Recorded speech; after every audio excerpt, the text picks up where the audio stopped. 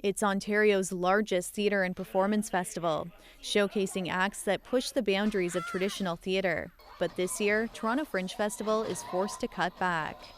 So last year, our Fringe Festival saw about 100 shows, and this year we're presenting 80 across the city. So we know that people want to get involved. We know that there is room and appetite for us to expand again and come back into that 100 plus shows. But what we need right now is the funding to be able to subsidize that many shows. Fringe isn't alone. Toronto has always been a city of festivals, but many continue to struggle even 2 years into the pandemic recovery. We're really looking this year to re-engage some of the folks who we lost during the pandemic.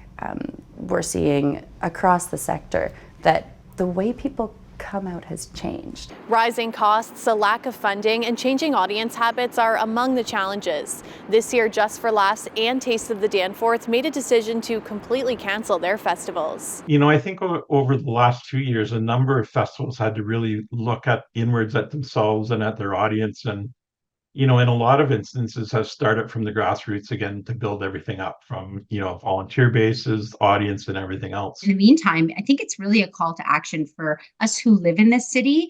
Get out there, support our arts and culture, support the festivals, the museums, the theater, all of these things that make our city so wonderful.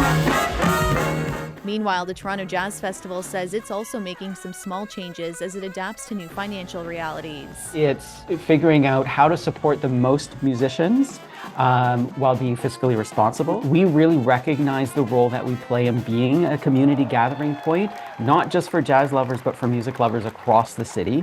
It's really important to us to create that gathering point with so many free concerts as well. And it's that joy of coming together that the Toronto Fringe Festival hopes to remind people of too. We want to learn again, relearn how to connect with people and with community and feel like we belong in these spaces, because we do. Talia, Ricci, CBC News, Toronto.